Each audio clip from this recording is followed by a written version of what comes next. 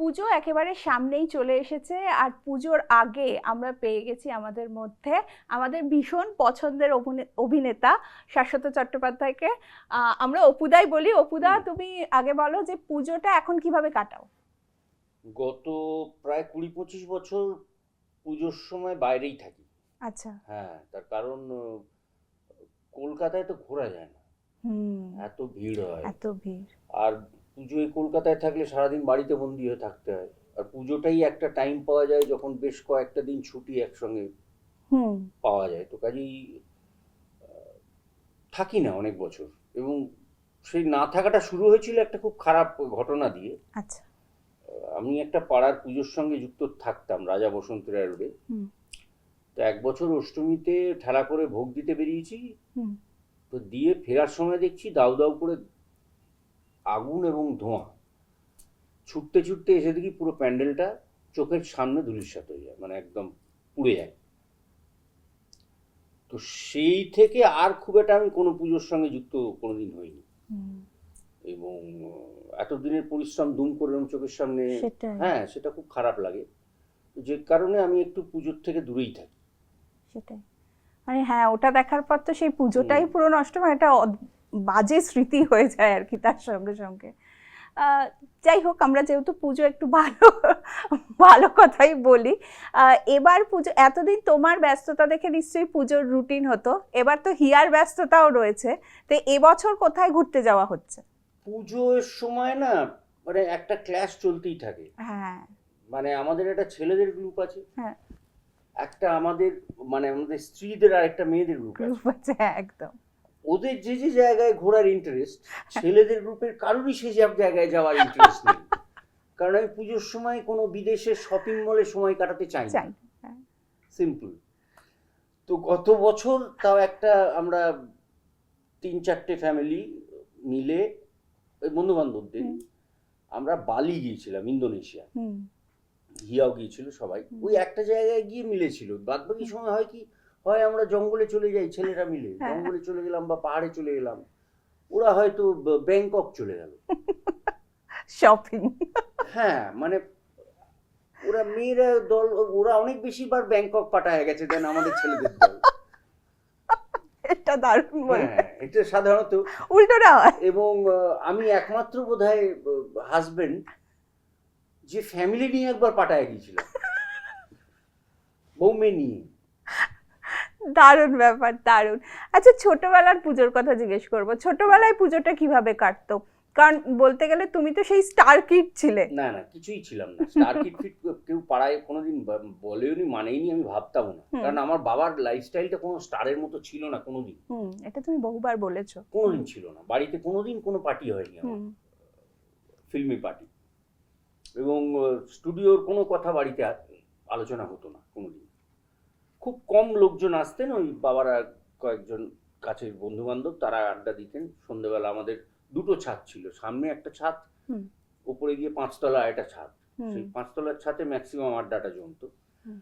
আর পুজোর সময়, ওই সময়টা পুজো সত্যিই খুব এনজয় করতাম। মানে আমার চাঁদা তোলা থেকে শুরু করে, চাঁদা তোলা কেন বলবো, হ্যাঁ চাঁদা তোলা, তারপরে ওই অ্যাডভার্টিজমেন্ট জোগাড় করা, হুম। সেখান থেকে শুরু করে ভাসান দেয়া অবধি, হুম। এবং তারপরে লক্ষ্মী পুজো, তার মাঝে দুর্গাপুজোর শেষ, লক্ষ্মী পুজোর শুরুর মাঝে পাড়ায় ওই স্টেজের উপরে থিয়েটার। হুম। তো এইসব খুবই তখন অন্যরকম ছিল ব্যাপারটা। সেটাই। কারণ এখন তো পাড়া কালচারটাই হুম। ক্রমশ কমে যাচ্ছে, এবং কয়েকটা পাড়া ছাড়া হুম।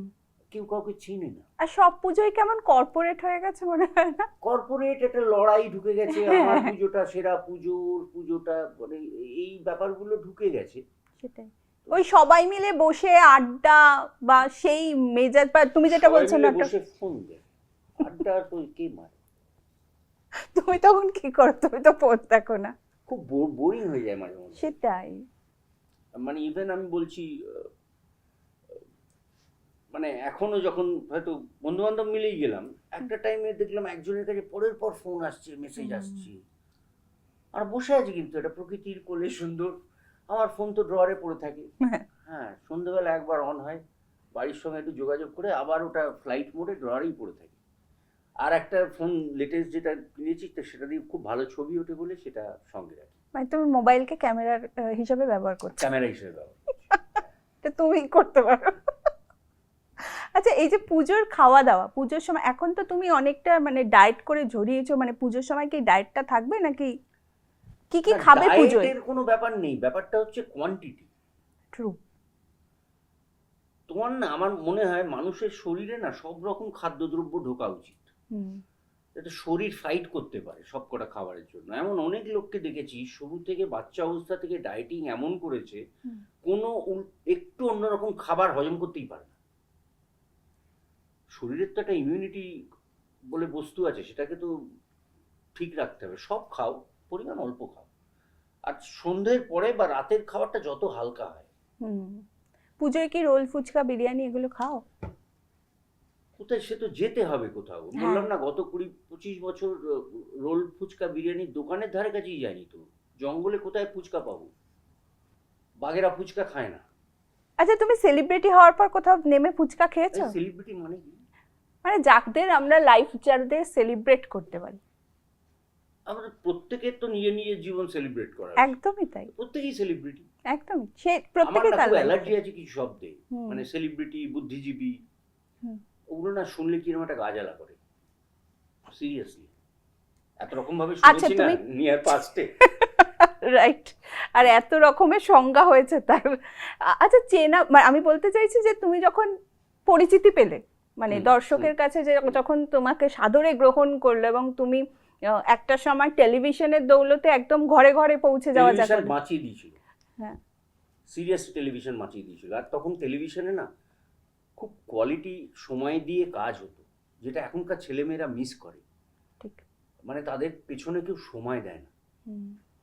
আমরা অনেক সময় পেয়েছি একটা সিনের পড়ার পেছনে, যে কারণে সে কাজগুলো অনেকের মনে থেকে গেছে। ট্রু। আর এরা প্রাণপণ পরিশ্রম করে এখনকার ছেলে মেয়েরা, মানে সেই তুলনায় মানে রেকগনিশনও অনেকে অনেক বেশি পায়। আমাদের সময় আমরা কেউ হোর্ডিং হইনি, ওই চলটা ছিল না। কিন্তু সেদিক থেকে দেখতে গেলে আমরা কাজের, ভালো কাজ করার অনেক স্কোপ এবং শিক্ষা দুটোই অন ফ্লোর পেয়েছি।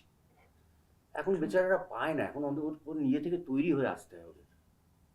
সেটাই। হ্যাঁ, আমি যেটা বলছিলাম যে তুমি এই চেনা পরিচিতি হওয়ার পর কি তুমি কখনো রাস্তায় নেমে ফুচকা খেতে পেরেছো? বিকজ একটা শুভেন্দু চট্টোপাধ্যায়কে নিয়ে একটা খুব ফেমাস গল্প আছে না?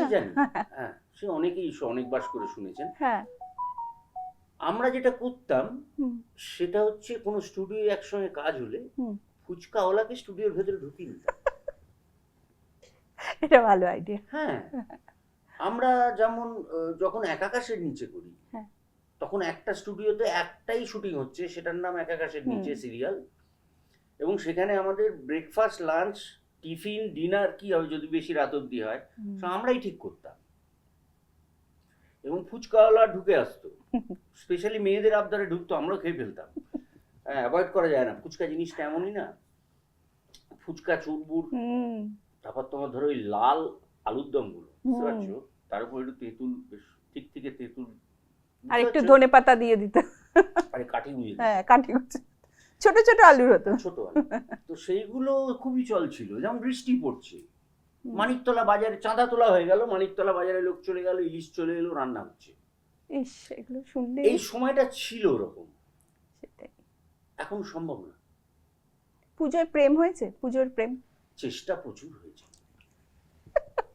চেষ্টা প্রচুর হয়েছে। জুতো শুকতলাক হয়ে গেছে, মানে আর চোখে দেখে দেখে টেরা হয়ে গেছিলাম একটা টাইমে। হলো না কি, কোথাও গিয়ে একটা কেউ আটকে দিত, জাস্ট নিরে মার খাবি। হ্যাঁ, পাড়ায় এরকম দাদা দিদির সংখ্যা অনেক ছিল। আমরাই তো ওটা করতাম। বাইরে পাড়া থেকে কে ছেলে, তো আমাদের পাড়ার ছেলে নয়, তো টুম্পার পেছনে কেন ঘুরছে, এ ভাই কোত্থেকে আসছো, সেটা তো ছিল। একদম সেম ভয়টা তো অন্য পাড়াতেও আমার ক্ষেত্রে ছিল। একদম। Thank you. পাড়ার দাদারা খুব প্রোটেক্টিভ হতো কিন্তু। হ্যাঁ হ্যাঁ, একদম একদম, তাদের এড়িয়ে কোনোভাবেই যাওয়া যেত না। এই জন্যই তো ওই পাড়ায় ঢুকলে ঠ্যাংখোড়া করে দেবো বলেছে পাড়ার দাদারা। Thank you so much. তোমার সঙ্গে আড্ডা দিতে সব সময় ভালো লাগে, আজকেও খুব ভালো লাগলো। পুজো খুব ভালো কাটুক।